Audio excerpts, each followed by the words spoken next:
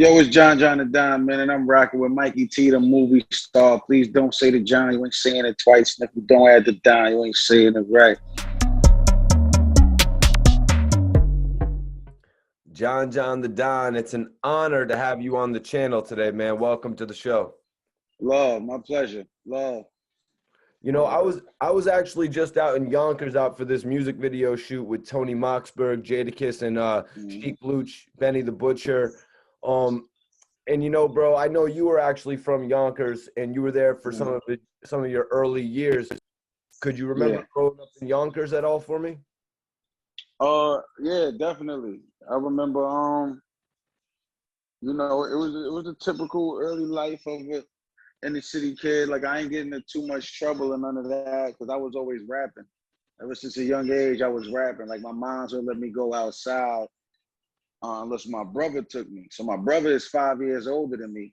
So his friends became my friends. So when they started rapping, I started rapping, but I had to keep up with them. So they was the one. So I always felt like nobody my age was saying the shit that I was saying. I felt like nobody my age could fuck with me in Yonkers. So everybody knew me as the young nigga that was spitting. So everywhere I went, I'll go from block to block. It'll always be like, yo, John, let me hear something. So if I go like 2 or 3 days like this, everybody done heard the same verse. I gotta write a new verse damn near every 2 days and memorize it right away. So that became, my reputation and my thing. You know what I'm saying? Up until, I moved to Atlanta. Yeah, man. A lot of the best rappers have multiple verses in their arsenal. You know what I mean? And like you said, you moved to the A, and what was it, Mhm. 2005? And what change did moving to Atlanta actually bring, John? So everything, like in Atlanta, I basically had to make a name for myself. Growing up beyond, because everybody knew my older brothers. So it was kind of easy for me. You know what I'm saying? Like it was kind of easy. People already knew me just because of who my brothers were. The reason I was separating myself is because I could actually rap. Even then, a lot of people thought my brother was writing my shit. So it was, you know what I mean? But when I came to Atlanta, nobody knew me. Nobody knew my brothers. I'm in a whole nother region. I'm going to school. It ain't no nothing. I really had to make a name for myself in Atlanta. You know what I mean? That's why I represent Atlanta because I represent Atlanta as well as Yonkers because I really had to grow up here, like on my own. Like in Yonkers, it was everybody show love. It was love immediately. Out here, I had to literally, you know what I'm saying, build on my own. So, being that you were in Atlanta, how did you reconnect with New York? How'd you get back into that scene? Because I always went back. I always went back, and like I said, just because I left Yonkers at a young age, no, even though I left Yonkers at a young age, people knew me when I was up there enough to know, look, he's from Yonkers. So it doesn't matter how long I've been going to where I'm at. Yonkers is always going to embrace me. They're like, yo, he's from Yonkers. They can tell you what blocks, the buildings I lived in. You know what I'm saying? A lot of these niggas know more information on me coming up than I do. You know what I'm saying? So, but I always went back. Of course, my family's still up there. I always go back. I always tap in. I still got a lot of close friends that's out there. So, I'm a Yonkers nigga at the end of the day. Definitely a Yonkers nigga. So, John, you were telling me that you're running around rapping, so you're actually getting involved with the music. You eventually moved on to getting on to BET 106 in Park. Could you explain to me how Yeah, that yeah, came yeah. about? Around that time, I was just making a name for myself in the battle rap scene. Like I think I had one battle on URL at this time, but I was one of the projected new faces, like early on. So 106 and Park was going through some. Shout out to Bones Brigante. Bones Brigante, he was the 106 and Park champion, and he was working well. He was working close with a dude named PC that was kind of running the Freestyle Friday. So they had a thing where they wanted to get an active battle rapper to come to 106 and Park. Now, what we do, we don't look at 106 and Park like what we do. That's watered down. That's commercial. It ain't for us. So a lot of battle rappers didn't want to go to 106 and Park. For one, they're not paying. You know what I'm saying? Like, but they reached out to me, and at this time, again, I'm gaining momentum. So Bones Brigate told the dude that, you know, let's holler at John John. I didn't know Bones at this time. There's no relationship. He said, let's holler at John John because he the up and coming hottest thing right now. He's hungry. Let's reach out to him. So even though I had like 2 battles booked that month, it was in October. I still did it because I was thinking like, well, if I could do all of this shit, I'm the greatest. Can't nobody tell me nothing. But yeah, so that's how that happened. I never auditioned. They actually called me to go up there. These are facts. I don't know how anybody else got a 106 in Park, but I didn't audition. They called me. They reached out to me. So you actually connected with Smack before being on 106 in Park? Yeah, for sure. I made the link between Smack and 106 in Park. Take me into it, man.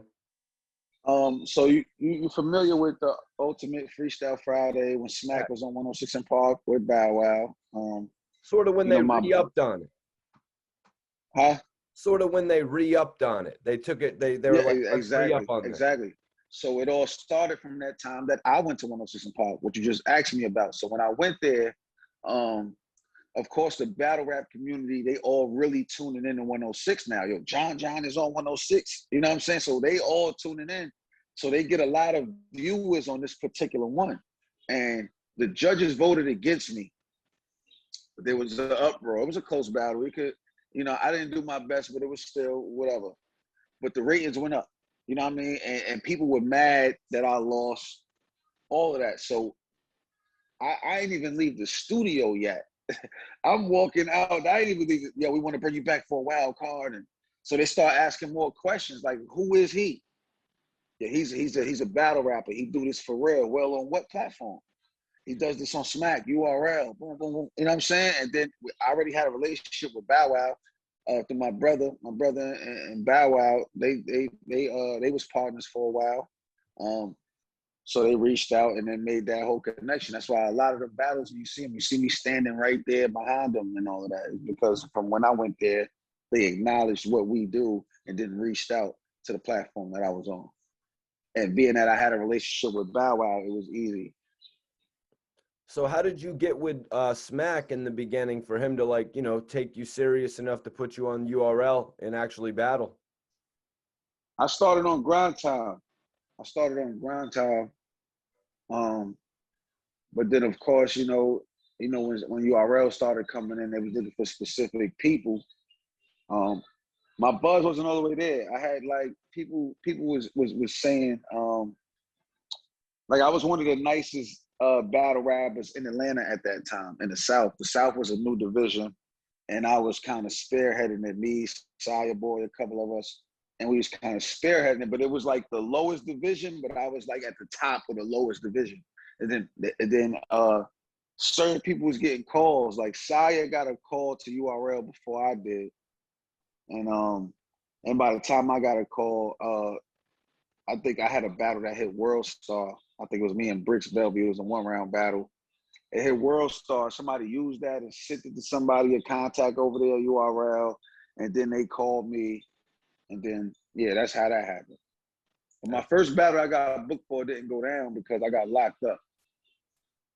And then I got locked up, but then when I came home, I don't know what was going on with my opponent, what was going on, but B Magic was supposed to battle Bricks Velvy, the same battle that I had that was on World Star. And Bricks, I remember talking to Bricks, he said he couldn't make it. This was on a Wednesday.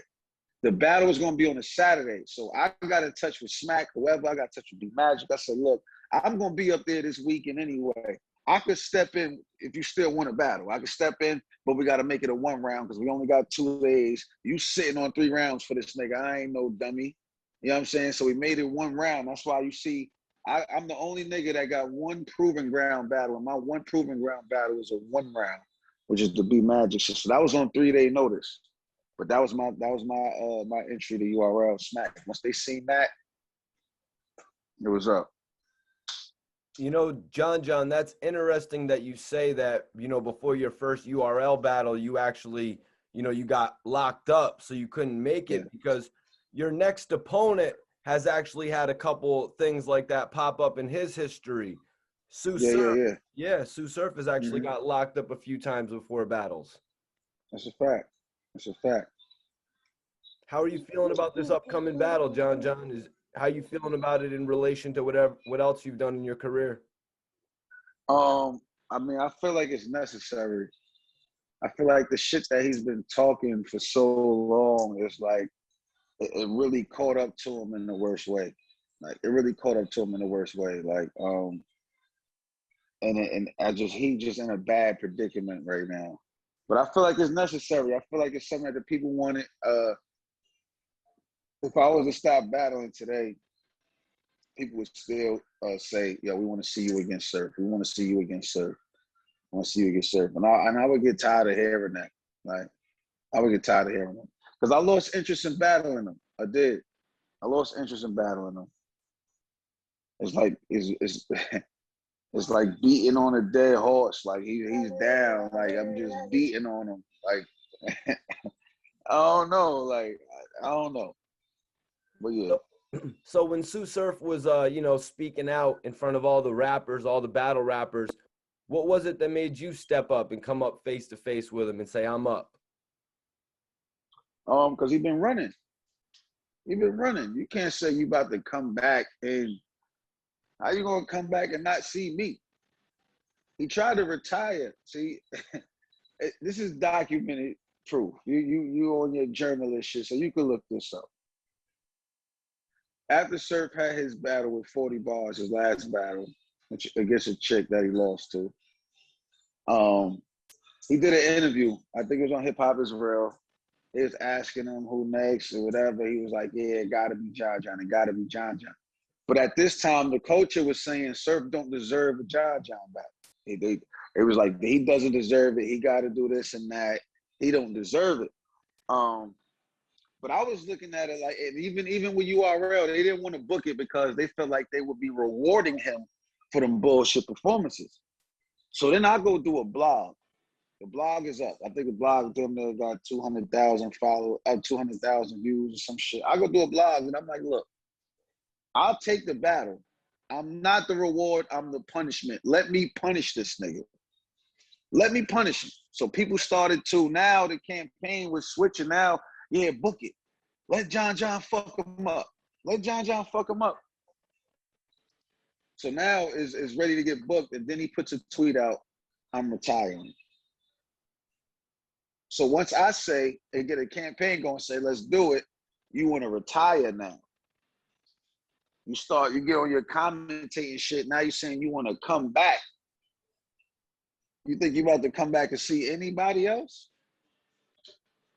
But I was gonna speak to you about that. What was your thoughts on like the battle rapper Tsu Surf versus the battle analyst Tsu Surf? He did say to you it took 10 years. Right. That's how long he ran. That's how long he ran. I can't chase nobody that's not running away. So if you're saying I'm chasing you, that means you're running away. You can't. That's just bad on your part, but it ain't just him. He got the protection. URL protects him. URL gonna make sure he get the safest battles, and he's the brand. Like even when he couldn't battle no more, look, we're gonna keep him around. We're gonna give him a commentating job. We're gonna keep him around. We're gonna keep his face, in front of the people. His name going, and then we're gonna bring him back. We're gonna have this whole big announcement. Tsu Surf coming back. Like niggas ain't excited for no Tsu Surf return right now. They're not. They're just waiting to see if I'm really gonna kill him like how they expected me to kill him, or if he's gonna show up with 3 rounds or not. Like we know how the narratives go. We know how the narratives go. With Surf's popularity and your popularity, I think this will be another one of the most viewed battles. Oh yeah, for sure. Because it's a long-awaited grudge match. Like our stories and what we stand on are really like polar opposites. Like he don't want to compete. You know what I'm saying? Like he one of them niggas that's scared to give his all and fail. And then he'll feel like I'm really not that. So he'll go half-ass so he can have an excuse and be like, you know what I'm saying? Like he wanted an excuse. Like I ain't even, if I really would have got crazy, I would have did this. Get all that if shit out of here. We didn't see that. We haven't seen that. Like I'm a nigga that's known for being consistent. I show up every time. I'm coming to win. It ain't no, No other shit. I'm showing up every time. You're gonna get 3 rounds from me. Ain't no Hollywood bullshit. So we on some, you know what I mean? But it's gonna be hard to look good versus a nigga that's trying to beat your ass. I'm gonna beat his ass.